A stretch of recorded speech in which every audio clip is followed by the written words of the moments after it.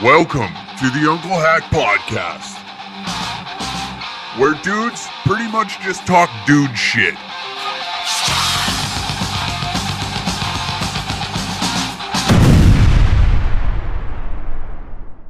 All right. Are we recording?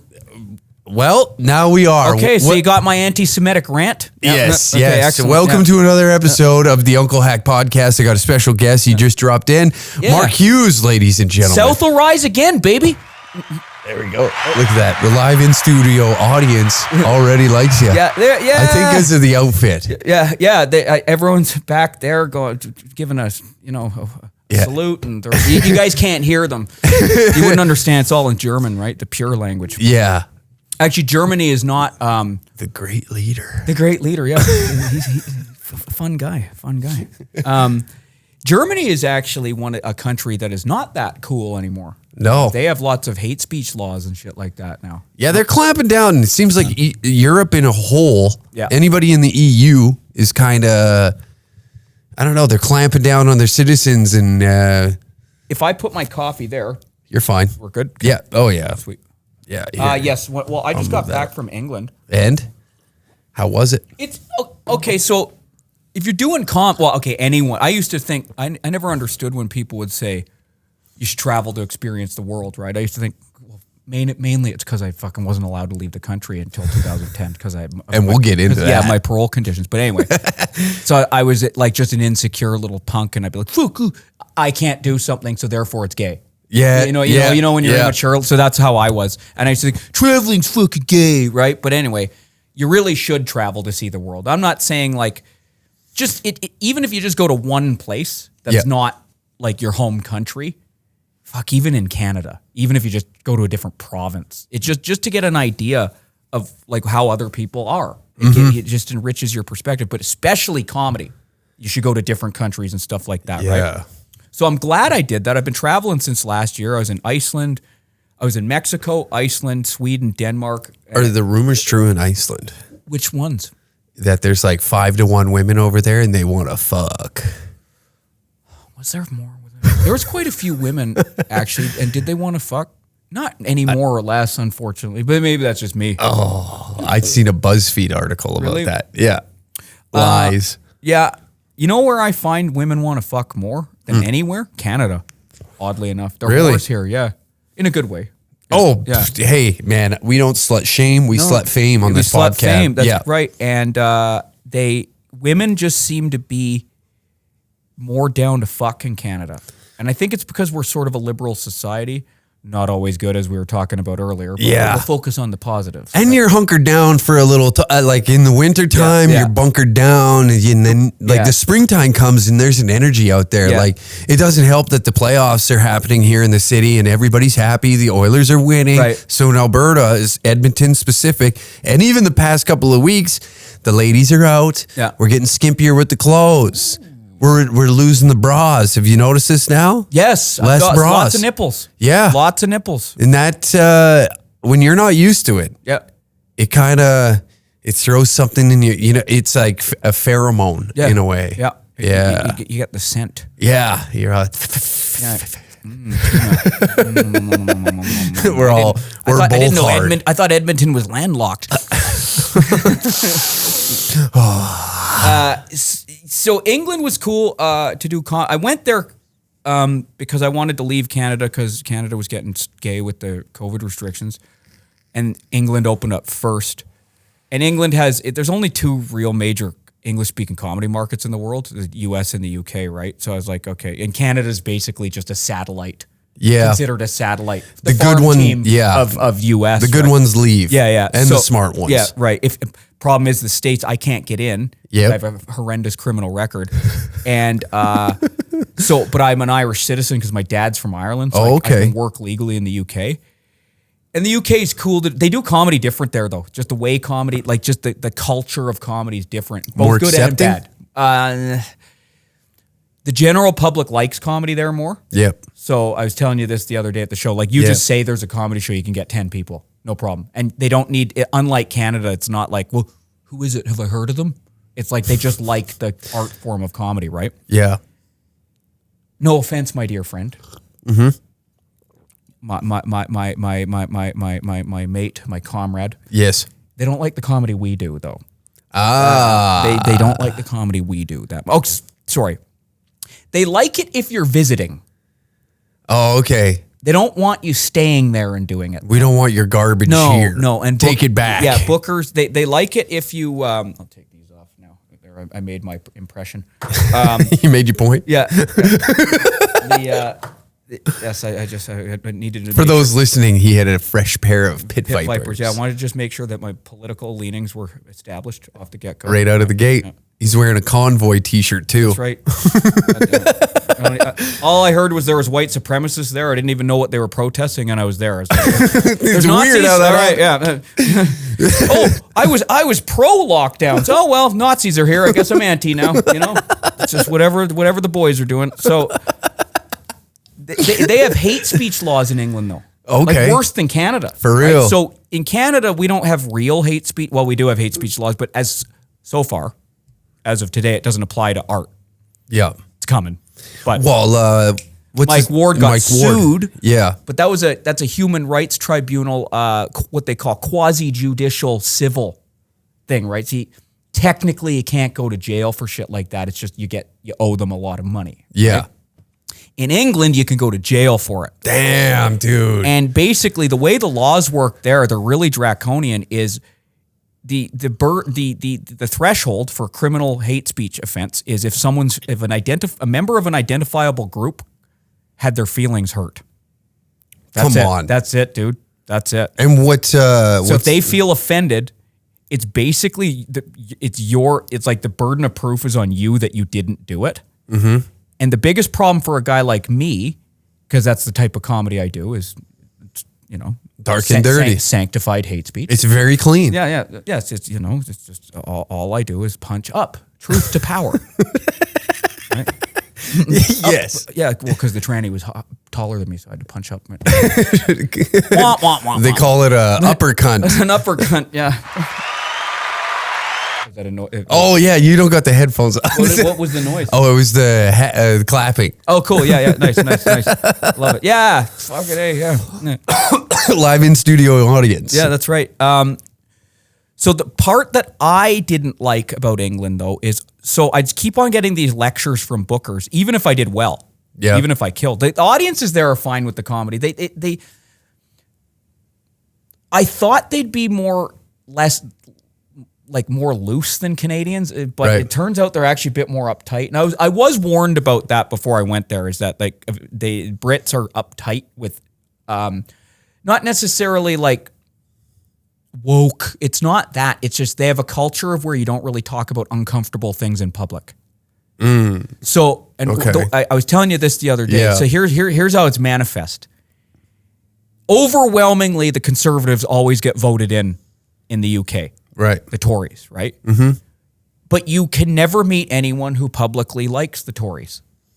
But they always get voted in. Everyone seems to hate them. Isn't that weird? Isn't that strange? That right? is very odd. So, they must have that mail-in voting system over that's there. right. Yeah, just voter fraud all around. It's the graveyards are voting. But so anyway, that's sort of their culture. And then, when you do comedy, like you can massage them and get them into it. But like if you bring up any spicy subjects like race, gender, sex, whoop, they get tight. It can still be done. I'm not saying it can't be done, but it way more than even Canadians. And I was surprised by that. Wow. You just mention race. You haven't finished the joke.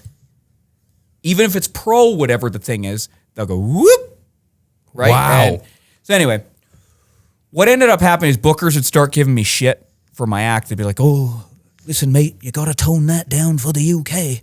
I'd be like, "Nah, man, I'm an award-winning comic back in Canada. I don't got to tone shit down." But to be fair, to take responsibility, I was the foreigner. Yeah. And if you want to make it there, you got to adapt. There is a certain amount of, you do have to adapt, right? Yeah. But what the deal breaker for me is that one day I got, I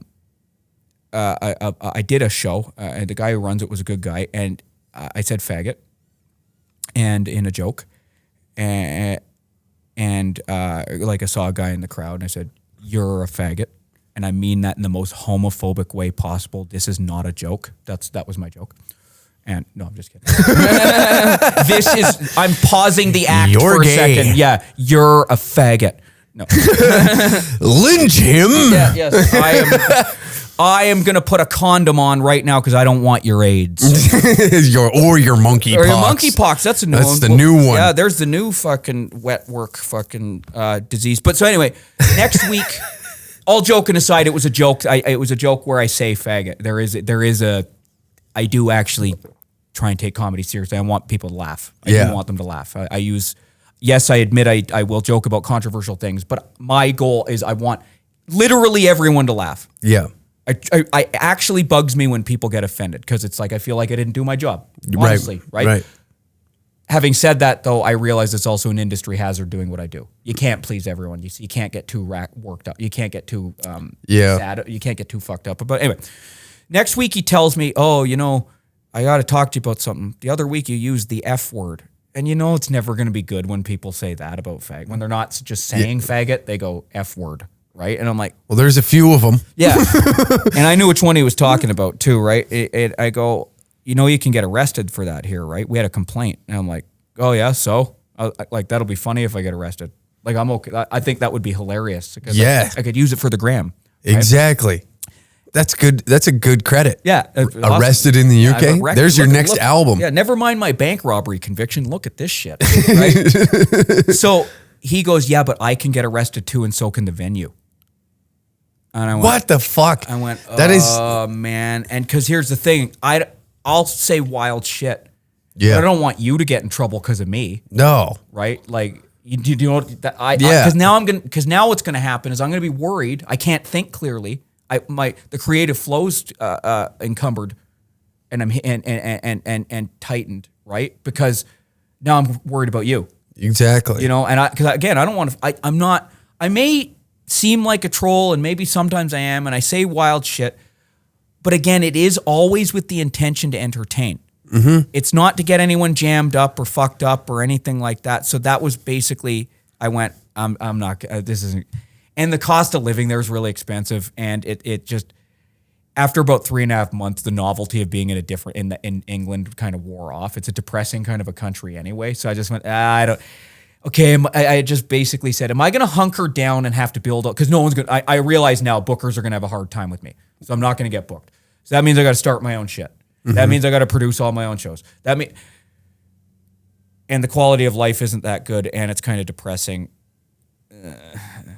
Yeah, it didn't sound like a good investment. Yeah. So, here I am back in Canada. Yeah. Holy shit. That is insane to think that you can allow words to go to that extreme. You're almost going back to the Lenny Bruce era of time where, you're removing what's funny and we're all going to sit around and like beep, boop, beep, boop. So you hurt my feelings on this podcast. I go to the cops. You what? How many years can you get? I think it goes with fines, but then like if you don't pay the fine, I think there could be problems and shit like that too. And I don't know what happens if you're a repeat offender or whatever, right? And the courts have ruled, and it's also a fairly new law, so it hasn't been used very much, but it's starting to get used, right? Mm-hmm. The courts have ruled in certain cases that context doesn't matter either. Wow. Or performance doesn't matter. Also, and what they ruled also is if context doesn't matter, you're not even allowed to quote the crime.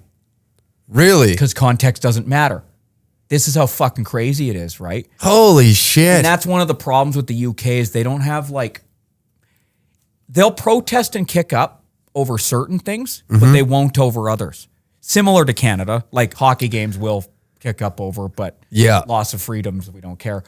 They'll kick up over certain losses of freedoms, but because of that polite shit, they're more polite than Canadians, if you can believe it. Because of that polite shit, they just go, don't talk about that. That's uncomfortable, right? So this is what it creates, is this kind of like... You pussify everybody, right. Man. Yeah. It's even like, hey, this is like last night here, this has nothing to do with like the show. I had a fucking bomb, which was hilarious. I told you about it. But so at the show, there was men don't have balls anymore. No. And it fucking drives me nuts. Okay. So here's the context of like this group that's in there. It's an insurance convention that's happening, right? Okay. At the show. So somebody inside that group decided that a series clinching game in this province, which there was men sitting at that table with Oilers paraphernalia on. So I assume that this is the thought process and idea of a woman, because no self-respecting man, or should I say dude, whether you like human being, human, and it's spelt with an X, whatever in their fucking mind, whether you like hockey or not, you're going to the bar because there's pussy, beers are on special, it's a good time, great atmosphere. You're not coming to a fucking comedy club. No. On a Thursday night on a series clinching game. So first off, I know for a fact that it was a decision of a woman, and not a single one of those fucking guys stood up and said, I don't think we should go to that. Maybe we should do this. So you cucks. So if any of them ever watch this, you're a cuck in my mind. That drove me nuts. Afterwards, I was driving home and I was like, I wasn't worried too much about the bomb. I could care less because it was like a retirement home to the right of me and an insurance convention to the left. And like we were talking, our comedy's similar, dark, devious, and dirty. Funny. Exactly. Right. Exactly. That's all but I get you. And in other words, you just weren't a fit for the crowd. No. Yeah. And I get it. Yeah. Hey, we're not for everybody. No. But the joy of like the online following and all that is the 5 years of groundwork that we put in prior to getting into stand-up, I've already now found those people. So now it's like, hey, have you heard of these guys? Have you heard of these guys? They're wild. They're out of control. He says fucking wild shit on the internet. I can only imagine what his live show is where there's no holds barred. So, I mean, I guess back to the insurance convention thing. That's what drove me nuts after. Not the bomb. Is just that's where my mind went immediately. It's like none of you had a fucking dick between your legs to say like, hey, Linda, shut the fuck up. We're not going to a comedy show. Yeah. Game 5's on, and there's young. We're going to Boston Pizza or something, right? Yeah, we're going to get fucked up there. Yeah. Yeah, and then I came out and delivered a what I would say a performance of a lifetime, but they would disagree with it.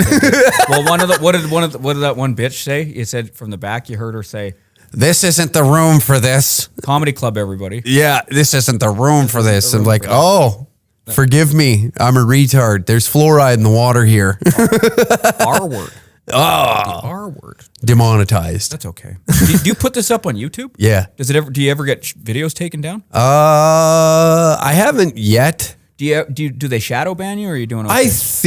I definitely know that I'm shadow banned on Instagram right now because like you're not coming up on my thing anymore. So that makes you used to be one of the ones like there's like a few accounts I follow. Yeah. That like if I scroll for 20 minutes, they'll be one of the ones that comes up. Yours used to be one. Yeah. And I haven't seen you for a while. So that you must be shadow banned. Yeah. I had like 3 guys comment on my latest post and they're like, dude, I think you're shadow banned because I can't even, you can't type your full name or something. Yeah. So when we say shadow banned, your followers know what we're talking about, right? Yeah. Okay, they definitely do. We don't have to translate any of that shit. No, they're like brothers. Yeah. They're not dumb. They're just retarded. That's cool. Same. Same. Yeah, but it's getting, I don't know, like even booking venues. I talked about it just recently on a couple episodes ago. There is a list of shit that you're not allowed to joke about in some of these venues that we're trying to book into right now. Are they comedy venues or? It's theaters or I guess they're not comedy clubs or anything like that. They're like event spaces. Yes, they'll have things you're not even when you're no fat phobia, no ageism, no transphobia. And the list is a mile long. They got to the point at the very end of the list. No joking about anybody's criminal offenses. So if you're crowd working somebody and you're like say I'm crowd working you and then your bank robbery comes up and be like, oh, let's dive in, and we start joking about it. and you got a little mad, we could shut the whole show down. And then the following rule after that is if anybody that is in the venue knows somebody with any of the above and they feel offended on their behalf, the show can also be canceled as well. It's in the contract. Like, wow. In the rules. That's how it's some fucking venue out of Winnipeg. I wish I would remember the name because I would gladly say it. Right. But I cannot remember it. It's a theater in Winnipeg that... Winnipeg is actually, like, there's a bunch of comedy drama going on in Canadian comedy right now because out of Winnipeg is actually where it's out of. Winnipeg, pound for pound, is the gayest city in Canada. Really? Yeah. There's something about it. Like, for example, last year, we were doing a show and it almost got canceled because some comedians complained to the venue and said that, like, what they said... They didn't like the one guy for business reasons, which is just too. They didn't like that he was using a venue that gets used for comedy.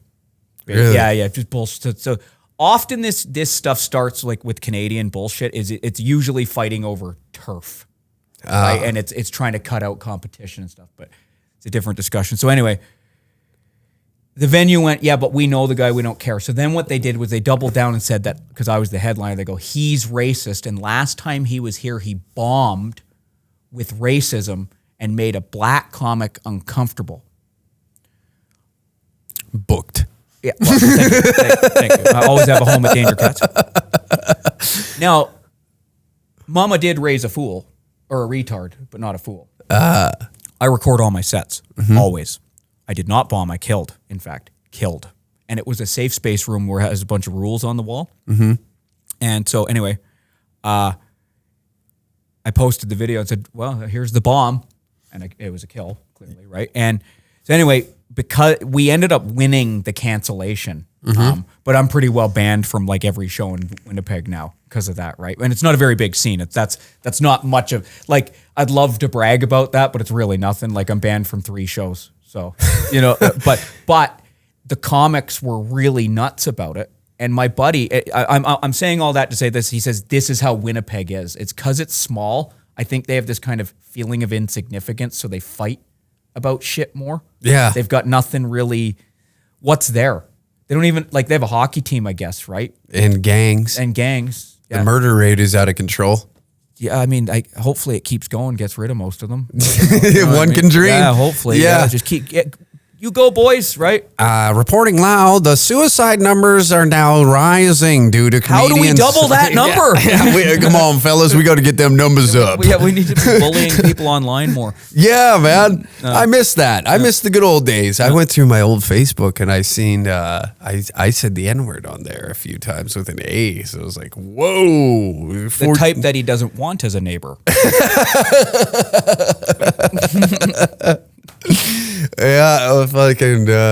So I'm glad my old Twitter accounts I got banned off Twitter a while ago. So my old tweets of like back in the day, unless Elon decides to like let me recover that beauty, reactivate it, resuscitate it. Yeah, there's some fire in there. I know for a fact because I've had some accounts get fucking banned.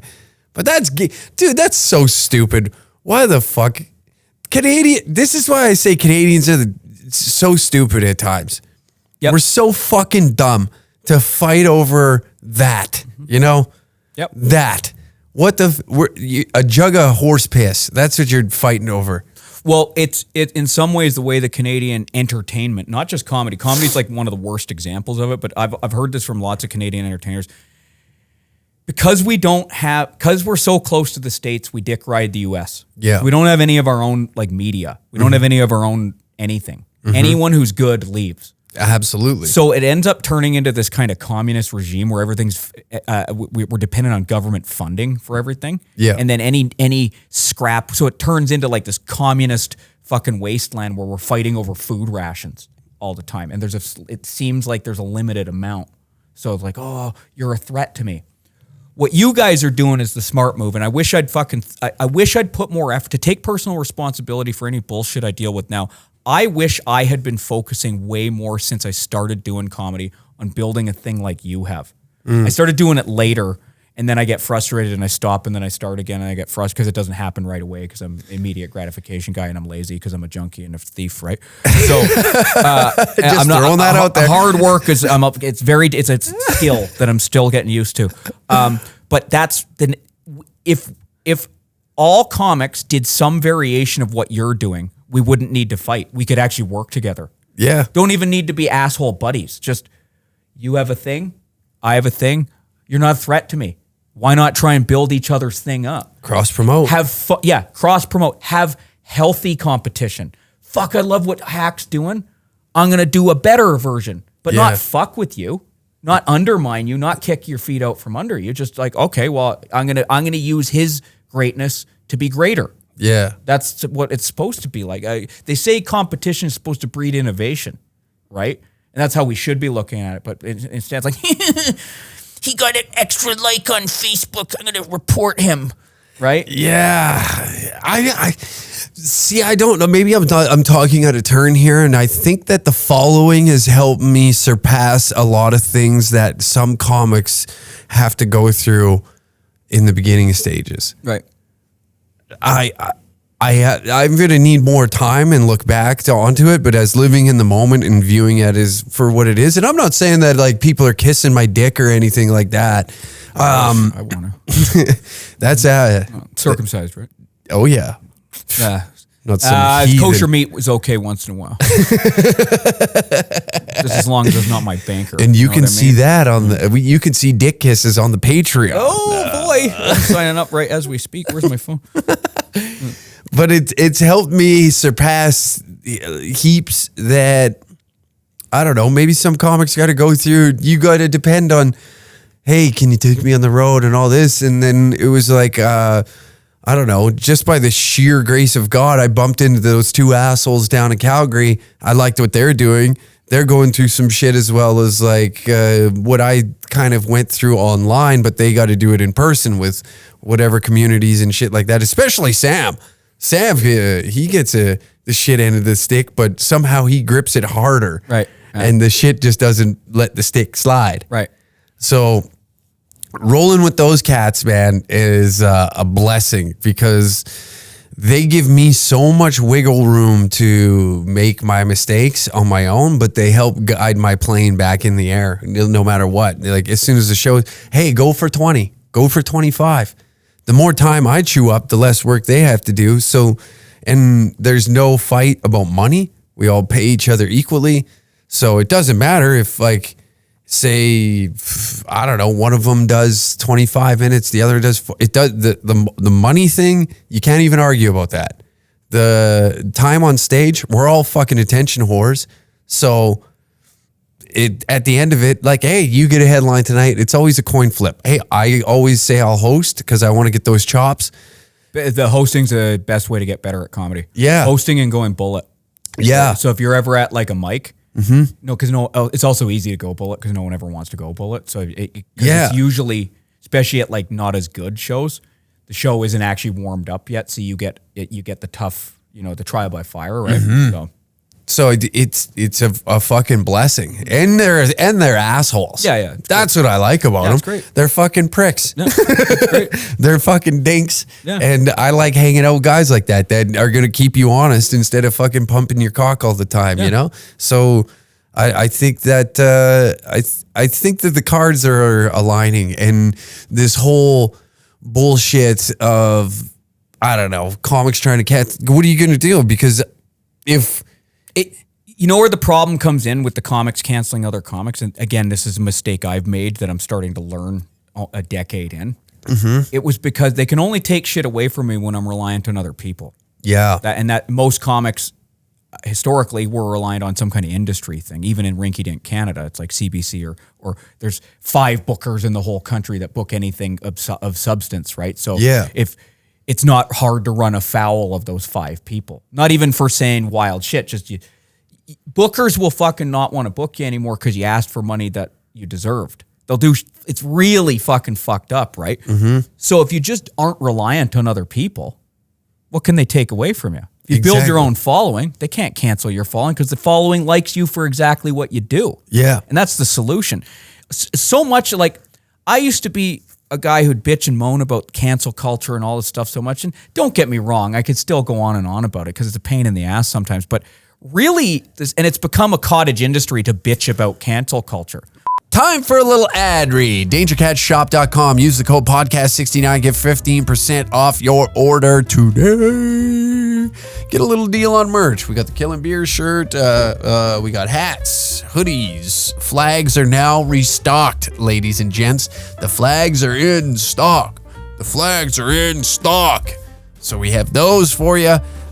Visit the website DangerCatShop.com for all your Danger Cats merchandise. Patreon.com/DangerCats69 for extra episodes of this podcast and exclusive content that we film on the road. We are currently actually, no, never mind. We just released the Roast Battles Volume 5 where I battled for the championship against Alicia Schneider, and I took the belt home. So if you would want to view that exclusive content, please head on over to patreon.com/DangerCat69. All roast battles are filmed, put on there. Exclusive contests or content is on that platform. So please head on over. It's a great way to support the show.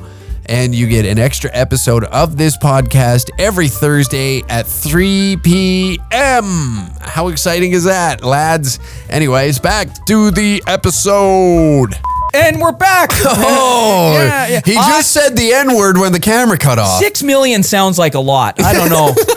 I may not have. Where did they get the steel to build the track? I may not celebrate Hanukkah, but that sounds like a fucking big number, man. Those doors were pretty wooden. Hey guys. And we'd like to thank our sponsors, the Disney Channel. Ooh. Cuties. Remember that controversy? Yeah. There's a new one now. They're sequel. Well, not to that. There's a new movie that's coming out, and it's just like a bunch of child porn, soft child porn. Yeah, pretty much. It's a bunch of gay dudes going like a bachelorette party or some shit like that. Yeah.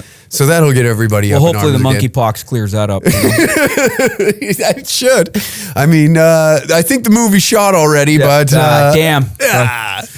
But they couldn't just reshoot a couple scenes and you throw a fucking spider monkey in there. There you go, fucking little twink. Dude, I love that people are dusting that one off again. Twink is my favorite fucking word right now because you can get away with it. You know, faggot hits hard, but you're like, hey, you little twink, and you kind of we haven't got to that yet. We're still up in arms about faggot. Yeah. So then when you say twink, it's like I haven't heard that in a long time. And does he mean what I think he means? Well, no, you're the twink in my eye.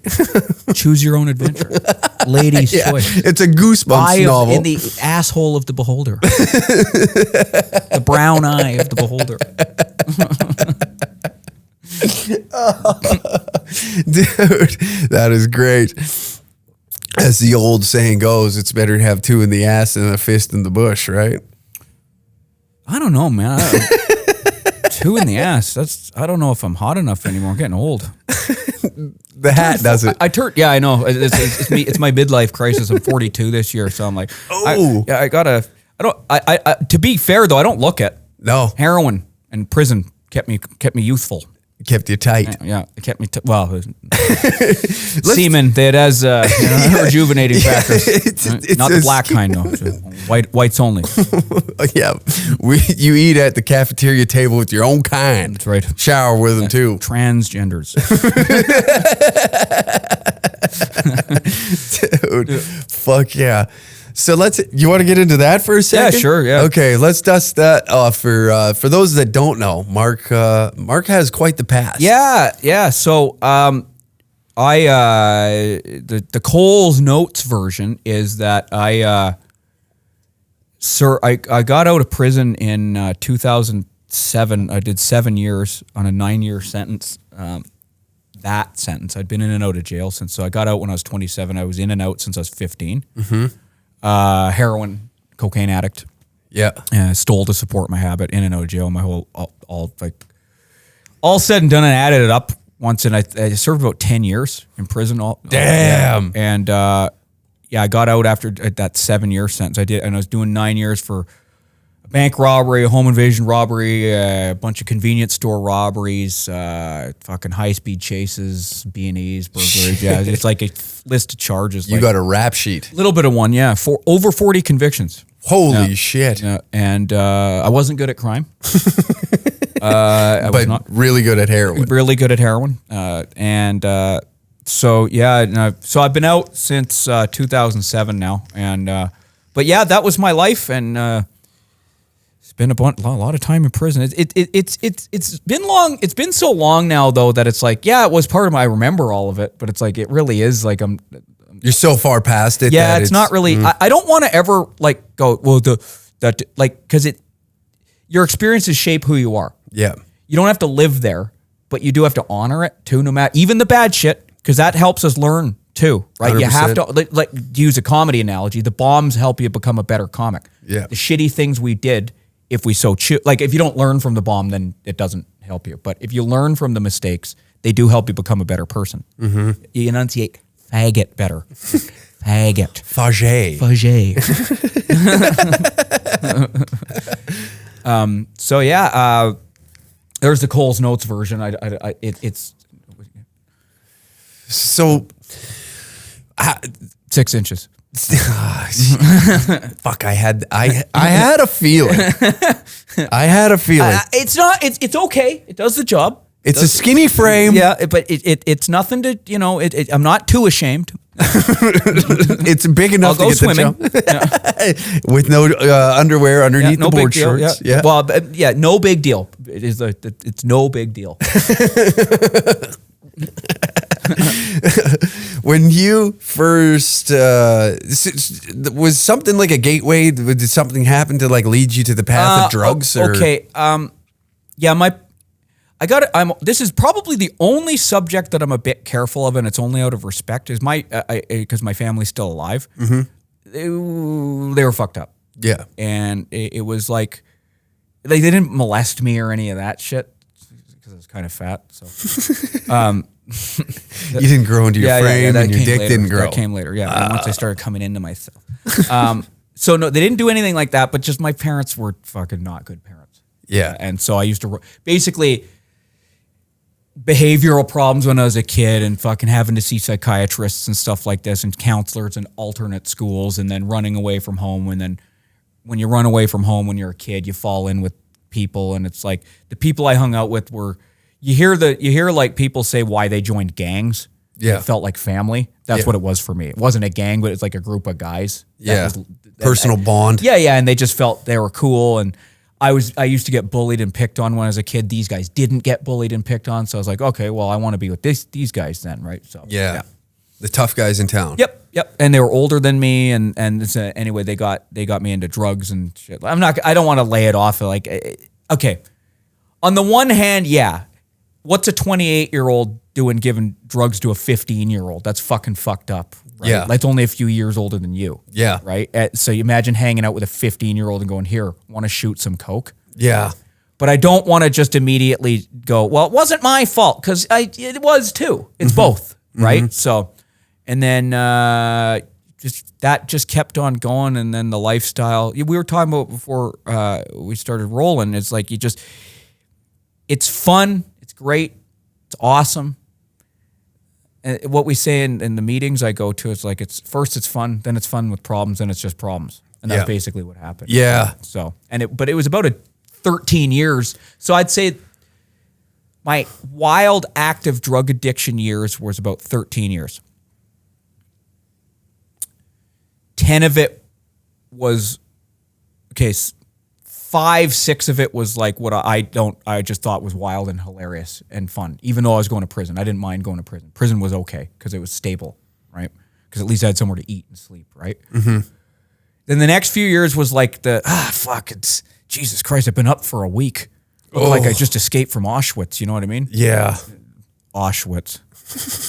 Whatever that is. Right? Never heard of it. Yeah, fantasy land. Never ending story. It's a bit like Narnia. Yeah. So good one. Then it's like you can still if you get high enough, the problems aren't big a deal, right? Just push past the problems. Keep on shooting dope, and right. But then it gets to a point where no matter how high you get, it's like you're high thinking about how shitty your life is. Oh. So there's no escape anymore. Yeah. And it's not even so much about the external problems anymore. It's just all the things you've done, all the things you've subjected yourself to, all the things you know you haven't done, all the fucking opportunities and possibilities you've thrown in the gutter, you've shot up your arm, just rattling around in your brain. And not even consciously, it just becomes the operating system. It's like a tsunami wave after tsunami wave. It's just all it is self-loathing and hatred, and and the coke and the heroin don't take edge off anymore, and then you just go, I can't do this. Mm-hmm. Yeah. Damn, dude.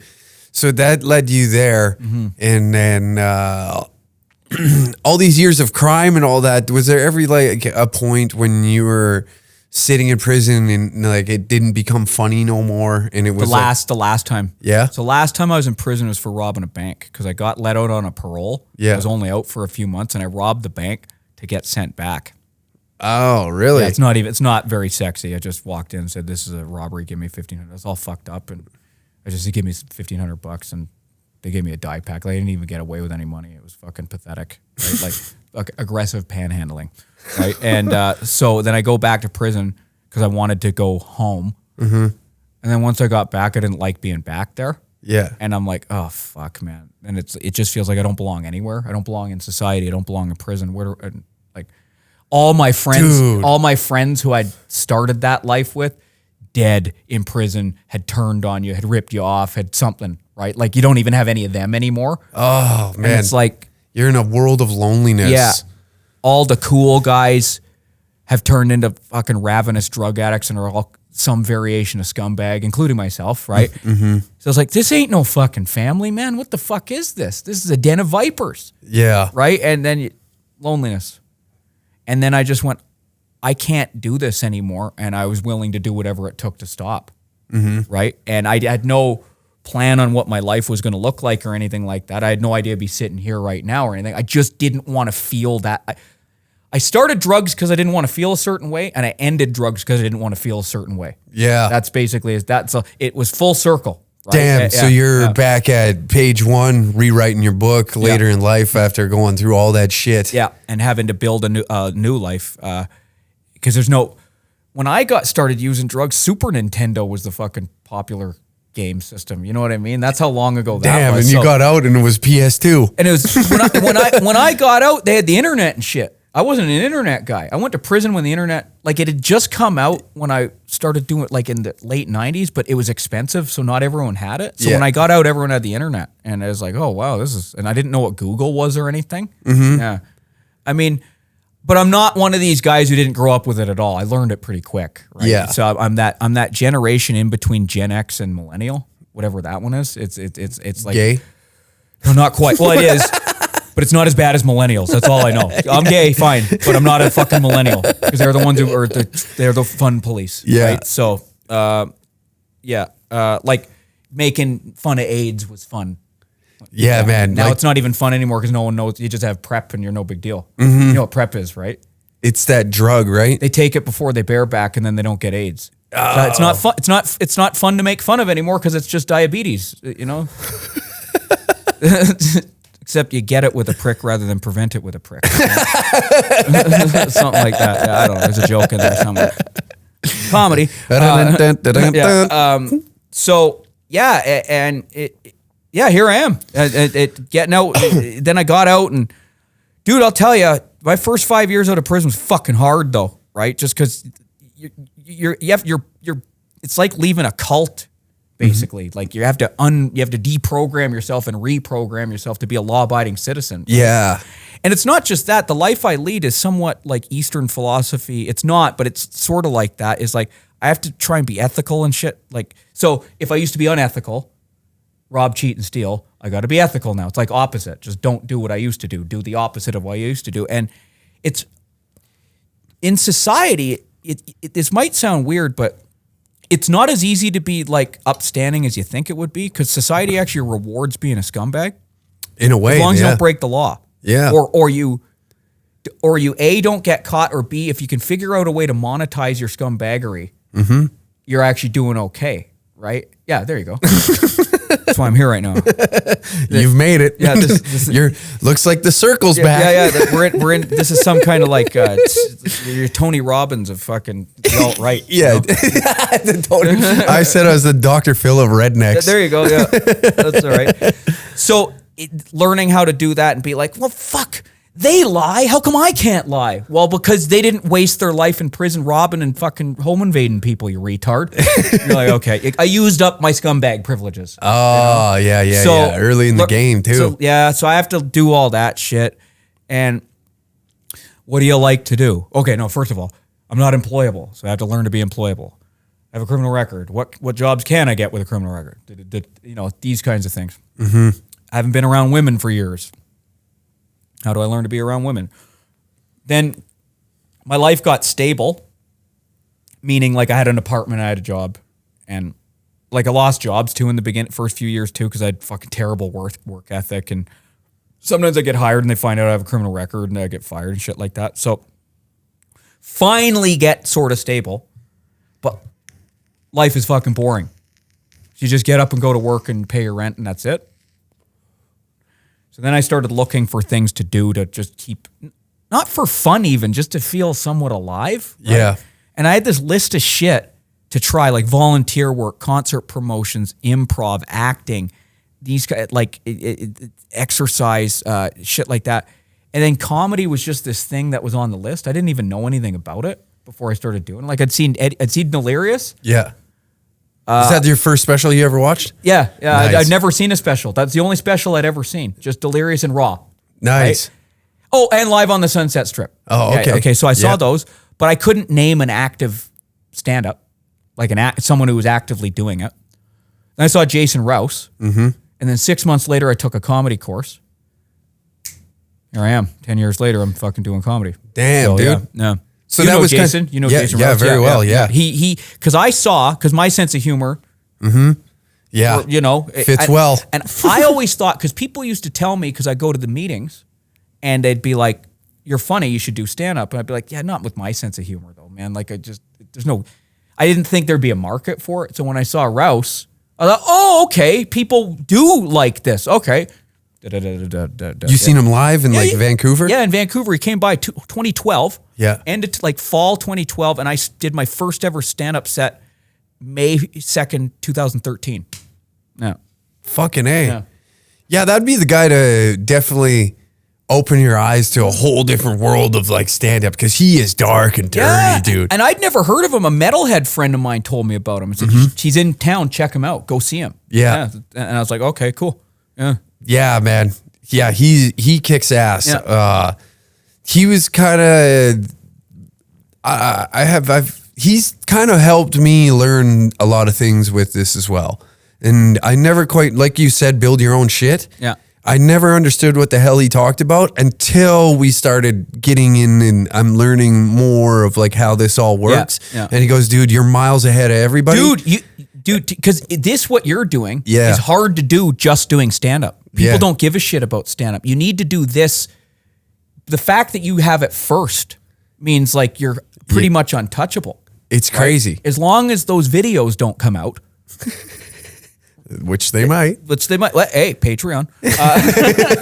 Monetize, baby. Monetize. Yeah. It might monetize your cancellation, right? Absolutely. That's right. But because that's ultimately, you did the part that we need to do first. Because now all comedians, I mean, I think it's changing because this has started to be the more popular way of doing, like the not even popular, it's the norm now. Yeah. Name the most established, popular, and successful comics. They're all online guys. Yeah, they're podcasters now. Yeah. So, but what the mistake I made was, well, it's not a mistake. It was just I started right at the cusp when it was changing. Mm-hmm. So you just do stand up, and if you get funny enough, but yeah, you can be funny, but like, how do you? It's what I always say is it's not a supply problem. People want to see it, or sorry, people do it. It's not a demand problem. People want to see it. It's a distribution problem. Yeah, and that's where you can run into problems. If you don't have a good distribution like you do, then you're relying on other people. Mm-hmm. That's ultimately where it falls apart, right? Yeah. Then you're it's there. Let's face it. You have a business. You don't want to put on anyone you don't feel like putting on. Yeah. Right? That's your prerogative. I'm a capitalist. I believe in that. Mm-hmm. So as much as I think they might be gay, if they don't want to put me on for whatever reason, I grudgingly admit it's their prerogative. Yeah. Right? Yeah, 100%. And that's the nice thing about what we do. And like what I believe in is like guys like you come around and first ever headliner of a Danger Room, by the way. Oh, that's right. Yeah. Yeah. Number one. Number one. You cracked the seal. Yeah, that's right. And and I like that Sam is that type of guy that was like, fuck that, we go the opposite way. Yeah. Everybody's walking this way, we're splitting the crowd and going this way. Yep. And whoever wants to follow, come along. It's going to be fun. And it is. It's better. I like this better. It's way more fun. See, people always told me, because my act's always been edgy, for whatever you want to call it. Mm-hmm. And people always say, oh, you got to work clean. I'm like, but I'm not having fun if I do that. No. And if comedy, the likelihood of becoming like a fucking superstar in comedy anyway is remote. Up until this shit, the likelihood of being employable at all or having any money at all in comedy is remote. Mm-hmm. So if fun is really the only way I can, the only payment I get, I'm not taking that away. No, man. Fuck that, man. You know, so yeah. And I've gotten, to be fair, man, it was hard, but I've gotten better at it, and I stuck to my guns, and now I'll toot my own horn because I fucking earned it. You can put me in front of pretty well any audience, and if I don't kill, I don't bomb really that bad. I know how to save it so it doesn't bomb, right? So. And that's one of the things that does piss me off about some of these fucking faggots is they'll retcon it and say I bombed. I'm like, no, I didn't, man. I know, because again, my thing is I don't want to make it hard for you, right? So if my set's not going well, I don't sell out, but I at least know how to make it so it's not like huge stink in the room, so you don't have a hard time after me, right? And that took years to do that, right? Of doing like 15, 20 sets a week, but and so. I'm actually really, as much as my life is sort of in a flux right now because I don't know where the fuck I'm living, and I went to England to chase my dreams and I realized, oh no, it's fucking worse here than it was in Canada. I really love performing comedy the way I do now. Mm-hmm. It's fun and audiences really fucking like it. Yeah. Because often, you could probably relate to this, when you're on like a regular comedy show, you're a breath of fresh air because there's no one else doing what we're doing. Yeah. Right? And I'm not one of these guys who thinks every comic should do what we do. I don't think that. Every comic should do what they want to do, right?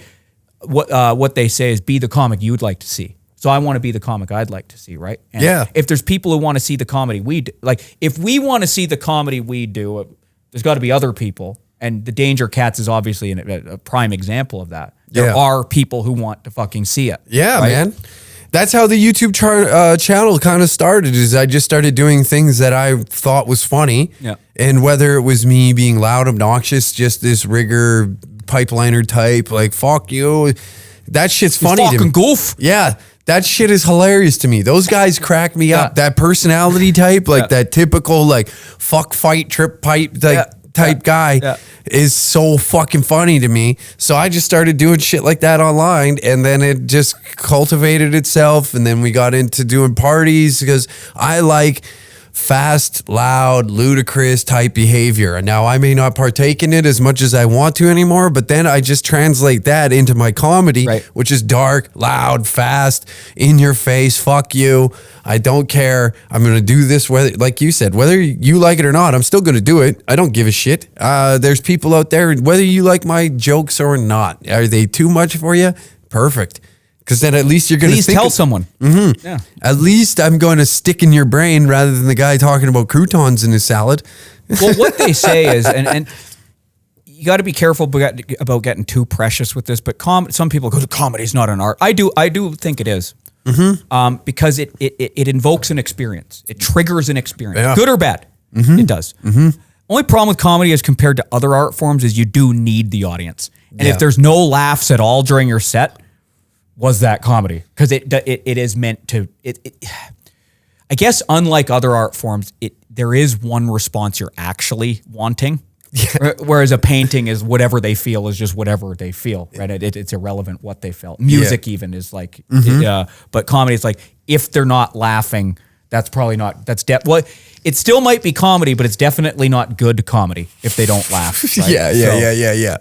Yeah. I definitely agree with that. And then on the other side though is sometimes when you get the that feels that right there that noise is my fucking favorite. That's your favorite? Yeah, dude. Your pants get a little wet when you do that? Yeah. I start getting a little hard when I hear like and that like slow like belly. My favorite is particularly when women do this, when they laugh against their will and they're covering their mouth and they're going, like that. Because I call it a rape laugh. Because you got it without their consent.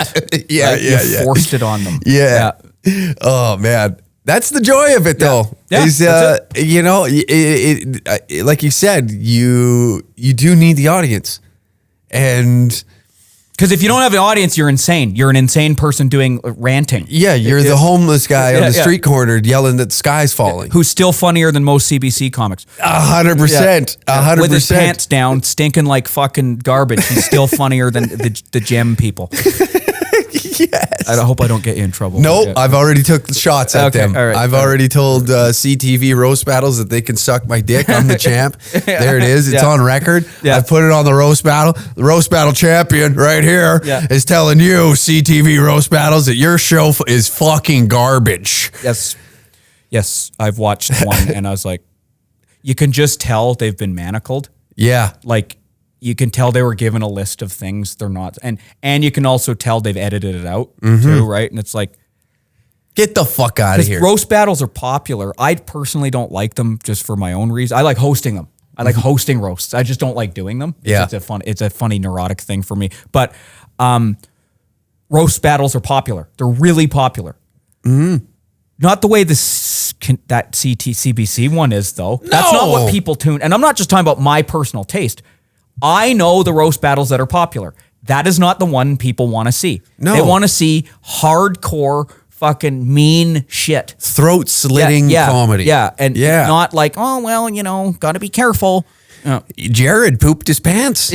Grade 3. Yeah. No, fuck that, man. No, I love the roast battles because it reminds me of like being a youth in hockey. Yeah. That's what I loved. I loved running my fucking mouth, whether it was on the bench or on the ice, because it's a mental warfare.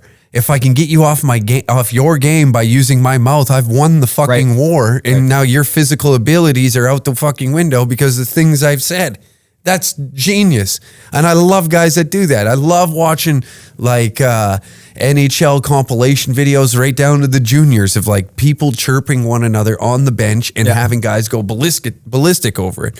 And then like the translation to roast battles, I don't know.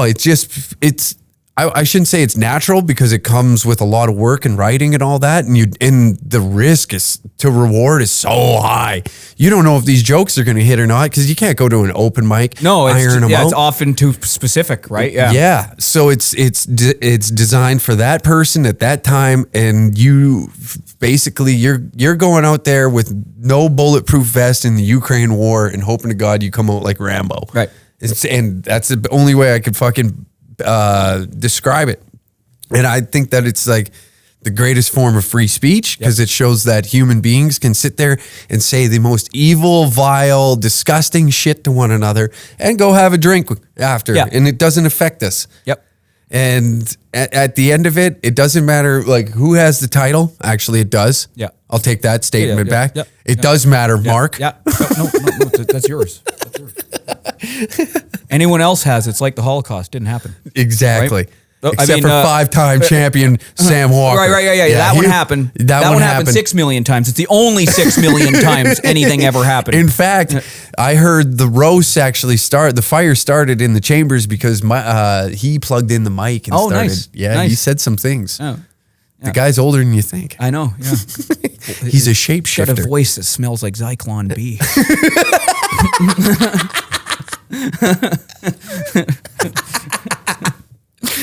Yeah, he does have like a little hint of like hail to him. Yeah, he got blue eyes. Yeah, it has to be something. Yeah, that skin that needs so much sunscreen. Yeah, maybe it's the leather. That's right. Yeah. He looks like a Judas Priest fanboy at times. That's right. The mullet. Yeah. He's got his mullet. Yeah.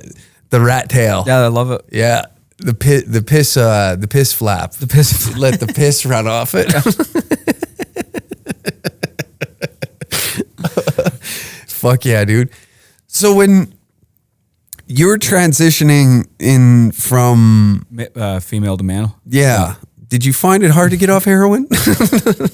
No. Yes. The drug use itself, no. Yeah. It's the lifestyle that's hard. Oh, okay. Because drug addiction is like a symptom of deeper problems, right? Mm-hmm. And you basically have to change your life to such a way where it's like you don't need to do drugs anymore. Yeah. That's the hard part about recovery. It's not. Yes, it can be hard in the initial stages of detox to physically not do the drugs because you're craving and whatnot.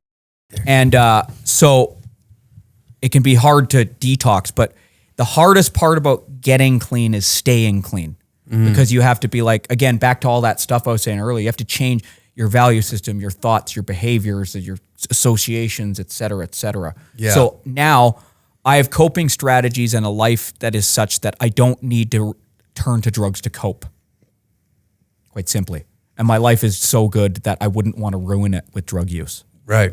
So you're that takes a long time. That takes a long time. Oh, yeah, I definitely believe that. Yeah. So you're completely sober. Completely sober. Not even weed. Boo, faggot. Yeah. Cigarettes, nothing? I don't even. It's coffee. That's it. Nice. Child porn. Good for you, dude. Hey, that's just. Everyone needs a vice, right? No. Yeah. So what? It's becoming legal in that country. Thailand. Yeah, it's legal. For $3 a day. You're helping a kid. You're putting him through kickboxing lessons. Right, yeah. You're giving him a future. He's going to have the surgery with that money, right? Good for him. Yeah. See, and they say addicts, I don't know, or something. Something selfish. Insert whatever the hell you want there. There you go. That's crazy, man. Like, I was fascinated by your story when I first met you because of just the transition of like to get into it at such a young age. Because that's 15 is you're transitioning into like the young man period. What I will say is now that I'm in my 40s, I can definitely say, having been around a lot of people who didn't live that life, which is most, it did fuck me up irreparably in certain ways. Like just the development is if certain things happen when at certain developmental periods in your life, there's a few crucial ones. One of them is like 5 to 7, and there's a couple others. That one's the most important. Psychologists basically say your first 5 to 7 years is going to determine what the rest of your life looks like and who you are and stuff like that, right? So I had a bunch of bullshit happen then. I've been molested and shit too, and all this kind of stuff too, and so. And that's the least of your worries. Hey man, $20 is $20. So, but like some of the, like certain things have just happened at times where it's like your brain is developing, and it's just, I use this word carefully because I don't want to sound like a victim, but it's just the way it is. I am disabled to a certain degree. Just some of my emotional regulations fucked, and I have PTSD, and I just have, but I have ways to manage it. So it's not, I'm not a victim because I can take control over it. Yeah. Right? But just sometimes it's just, I don't react the way I wish I could. Sometimes I'll interpret things in a way. Sometimes I'll get I'll get it triggered for real. Yeah. Not internet fucking gay shit. Like I actually a true flashback will get triggered, and I'm out of commission for 3 days. So, but I have strategies and skills to be able to cope with that. So I feel. So when I know it's like because we're fucking dudes, you know. So like when you get into that bullshit that you don't want to associate with this victim shit because it already has that negative connotation attached to it because these people. But you can't not. You have to acknowledge if you've truly been victimized too, exactly. though, because it does. But I don't identify. I've been victimized, but I'm not a victim. Exactly. Does that make sense? Yes, yes, that makes total sense. But it sucks because like a dude like you have actually been through some shit, and then like you be like, well, I kind of was a victim of this, and then immediately when you hear that, you're like, oh god, here we go, here we fucking go, and this is why now I need all these accommodations, right? Yeah. But you take so much accountability for it, and my trauma and my victimization is not your problem. Yeah, and you look at close enough, and there's certain things that maybe can't even think of any. This hasn't come up in years. Sometimes if I have a close enough relationship with someone, I'll be like, "Hey, dude, that one thing kind of fucks my head up sometimes." Mm-hmm. And if we're close enough and you like me, you'll go, "Oh, okay, I'll stop doing that." Yeah. But I can't expect people. And if you said no, I don't want to stop doing that, I can't be like, "Well, fuck you." Like, you know what I mean? It's like it's not my emotional well-being is my problem. Mm-hmm. Your emotional well-being is your problem, ladies and gentlemen. Yeah. So I got mad respect for people like you that just take it. You take all that shit instead of trying to be like it's his fault, that fault. You just pile it all on your shoulders and carry that weight yourself. To be fair, I'm not perfect. My biggest sins are envy, and I can feel self-pity. Yeah, and I can fucking indulge in those real bad, man. I can. Ooh, that guy got something that I didn't, fucking faggot. Yeah, but I can't. You can't. It's silk lined coffin. That shit, self pity and envy, right? Like it'll kill you because it feels good to feel bad for yourself, but it'll kill you. Yeah, right. So you got to go. No, doesn't matter. Doesn't they got it for whatever? Even if let's just say they didn't deserve it, doesn't matter. They got it. What am I going to do? To either get the same thing or find another goal. What do I do? How many self-help books did you have to read to get to that point? Not many. It's more therapy. It's more spent a lot of money on this fucking head. More therapy. And you know what, man? For some people, it works. And you know what? And like I never got to the degree of like where you were at. And we were talking about like drugs and shit like that prior. And I've talked about it openly on here before. And it just got to a point, man, where I could see it coming. Yep. You know, you can kind of see your future. And like, I know there's dudes that listen to this too, that, you know, they indulge in the weekend and they have fun and unwind. And as long as you got a handle on it, who gives a fuck? Have fun. It's your life. If it's not a problem, is it a problem? Yeah, exactly. Right? Yeah. But there's been moments where, you know, there's been messages and shit like that of guys being like, yeah, I had to take a little look in the mirror and realize that I'm hanging around fucked up guys and then they're enabling my behavior. I was always trying to be the fun one at the party, being the drunkest one to try and make sure that everybody else is having a good time and they're laughing at me. So I become a good time at destroying my mental health, my physical health. And it's helped develop dudes kind of, I don't know, gather themselves together. So I respect people that they'll load their wheelbarrow up and carry their own shit and try and fix it themselves. And even if it comes down to the point where you need help and you got to go to therapy and shit like that to fix your noodle, or even if it's something as small like you found comedy and you started getting a list of shit that you wanted to try and you started knocking it down, you found the thing that you really liked and you've been doing it for 10 years now. Yep. So it takes that type of shit that you went through in your youth creates the funniest fucking people though. Well, because I find you hilarious. Oh, thank you. Thank you. I just, you know, it warped my brain to the right perfect amount. Yeah. And I have just enough of a handle on it to channel it properly. Because I know lots of guys who are fucked up and they're not funny at all. Yeah. Because they haven't, you know, they could be. They probably, just tag that up there and, you know, the setup is, you know. Yeah. You know, when you're flipping out and threatening to stab the guy, you know, you got to ease them in a bit more. It came out too strong. No, they're not funny. And then I know people who are like, didn't have very good they didn't have, their lives were too good. Yeah. And they're not funny.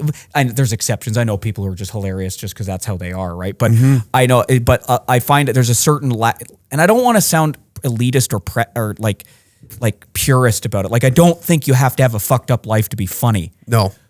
But it does help. It does help. And I do find there's a lot of people, particularly in Canadian comedy, who I think they would have been better off as comedy fans than comics. Yeah.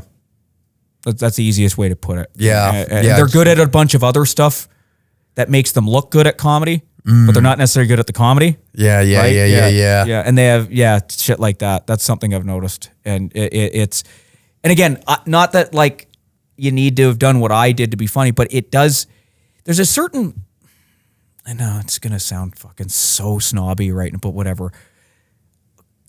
the funniest comedies has a certain authenticity to it. Even if the joke is complete bullshit. Do you know Dave Attell? Yes. Yeah, funniest man in the world, right? Absolutely. All his jokes are lies. None of that happened. Yeah. But there's an authenticity to it because it's his perspective coming out unfiltered. And I think that you need to be a certain level of fucked up to have that authenticity come out. Yeah. Because society will give you inhibitions to prevent that authenticity from coming out. And generally speaking, fucked up people don't have as many inhibitions. I guess that's the easiest way to say it. For me, that's my look on it, right? Okay. Yeah. That's an interesting way to look at it. Yeah. Yeah. Yeah, because none of Attell's stories are true. None of that happened. It's not like Stanhope or anything. Like it's like that's all complete fabrication. And there's a level of skill that comes with it to be able to take that and just spin that web and that's make it the other thing. You beautiful. can't just go up on stage and go, I was raped, unless you're Hannah Gatsby. Yeah. Right? Right? A man looked at me. Yeah, and that's just traumedy at that point, right? Where you're just trying to use the audience as therapists. Exactly. It's a skill and a craft as well. Yeah. Right? So I used to make mistakes when I was newer is I didn't know how to make comedy funny to normal people or normal-ish, right? So I would tell jokes on stage too much like it was on a construction site or in a prison cell. Oh, okay. Which are funny to a few people, but you kind of want to, how do I put this? To not undermine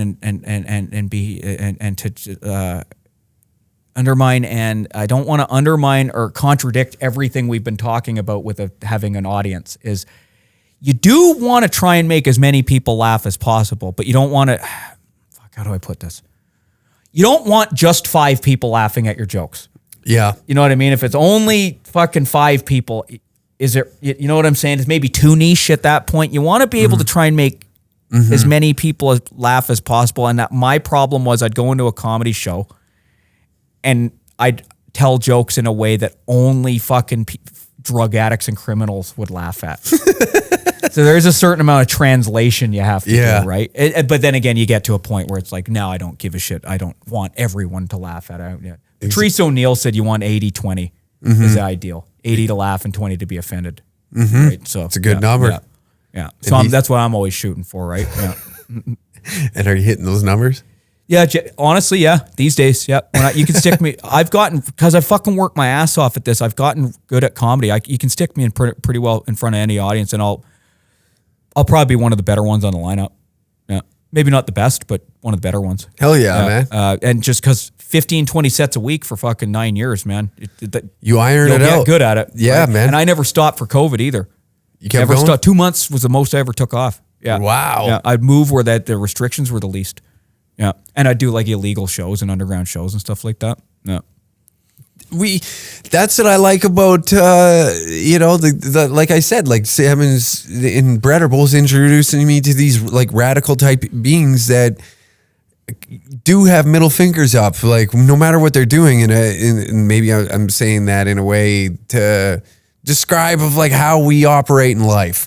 And we abide by laws, but not rules. And there's this level of like, I don't give a fuck, but I still care about certain things, you know? Like I care about the show I put out there. And if you're going to stop me from doing the one thing I love, I'll find a way around it. I don't give a fuck. Kiss my ass. Like I respect the hell out of people that have balls.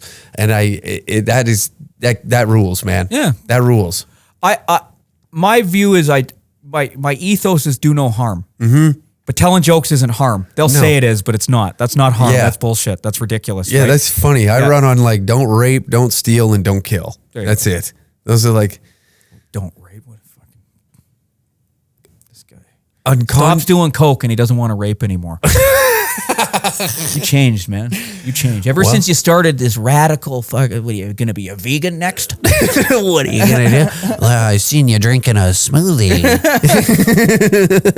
Let me guess, there was greens and kombucha in it. I actually drink that shit. I was just going to say, I tried one yesterday. It's not bad, right? Yeah. Because they didn't have sparkling water, and I like that. The reason I drink smoothies is because I hate vegetables. Yeah. So we're primates. We need to have vegetables. So you have to get a certain amount of vegetables in you in order to function at your best. Yeah. So I drink smoothies to get, because if I order like a meal at a restaurant, I don't get vegetables because I hate them. I think they're gross. So but I know my body needs them, right? So I learned that from I Googled one time diets for PTSD. Yeah. And it was this smoothie recipe that said as primates we're actually supposed to be eating a lot of vegetables. And so it just gave this recipe for smoothies, and if it helps you cope. It helps emotional manageability. It helps emotional resilience. It helps emotional. You should double down. Yeah, more. You'd eat that fucking tree back there. It helps you with what's the term? Like it's basically like you're more you're just overall less reactive.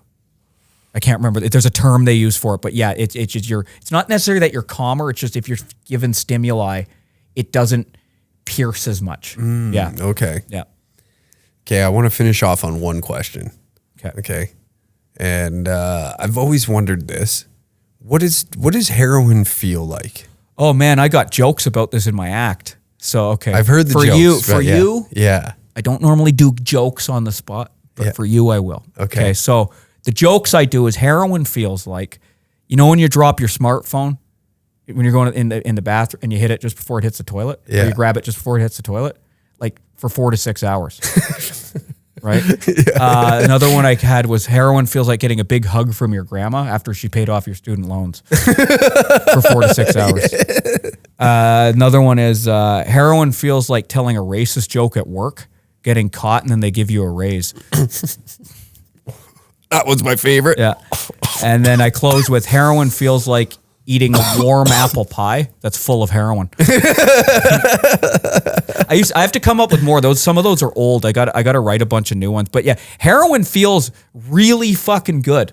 Yeah. That's what it feels like. It's just so good. Did you ever do Oxy or anything? Any pills or no? Oh man, I hated psychedelics and I was always terrified. I had a cousin who was a pill popper. Right. And so he would be at family dinners nodding off and shit. So it turned me off right away. I seen it at a young feels so good age. you're willing to ruin your life. Yeah. It's a good way of putting Yeah. it. I just remember I watched him fall asleep standing in the kitchen one time and he was able to keep it together. And then I just remember looking at that being probably 15, 16 and I'll be like, what's going on there? And then a family member explained, be like, well, here's why. And I was like, okay. And then the fucked up part is that stuck with me so much that I refused to take any painkillers or anything, even after I had a surgery and they gave me a prescription for, I can't even remember Vicodin or something. Something like that. And I was like, I'll just ride it out. I'll feel the pain. And if I can get through it. And after that, you just pain, I don't feel it as much anymore because I'm just getting used to it. But I just remember seeing that and it just, it turned me off from that. And then once I got Coke and with that buzz, that energy that you get from it, I was like, oh, I like that. Well, I used to like speedballs, which is Coke and heroin. So you'd get the zap, because when you shoot Coke, it's unlike anything else. It's not like snorting, it's a different drug. Mm-hmm. But the come down's really bad. Okay. So the heroin you peak. Yeah. And then you just glide down, no problem. Oh, the heroin rides you out? Yeah, and you're just like, oh yeah, baby. But the problem is, it feels so good, you want to keep doing it. And then next thing you know, you're robbing a bank. So yeah, and getting dye packs. Yeah, getting dye packed. Fucking bitch tricked me. That's why I hate women. They're evil beings. Always playing tricks. Yeah. Always after your money. Ever since, Fucking women fucking with my money. Well, thanks for doing the pod, buddy. brother. Thanks, I appreciate it. I'm finally happy that we were able to link up and chit chat. Yeah, man. I just happened to be in not Winnipeg, Edmonton for a few days. Yeah, I'm going to Winnipeg in a few days. Apparently, I have a spot. I don't know if I'll still have it or not. The guy's like, "Oh, you can always come by and do mine." It's like, until a comic complains, we'll see. Yeah, we'll see. You're brave now until someone finds out I'm on the show. So yeah, exactly. Fuck it. Whatever. Fuck them. Fuck them. Exactly. Fuck 'em. There it is. Another episode of the Uncle Hack Podcast with Mark Hughes, ladies and gentlemen. Where can they follow you? At Mark Hughes Comic. Okay, nice. You can find all the things. That's the one for me. You got a YouTube channel? Mark Hughes Comedian. Perfect. Think I'm shadow banned on YouTube, but whatever. That's where I am. Mark Hughes Comedian on YouTube, and then everything else is at Mark Hughes Comic. Perfect. And it'll be down in the description down below, and you can check some of his stuff out. And thank you again for tuning in. We'll see you next week, Thursday, 3 p.m. Mountain Standard Time. All lives matter.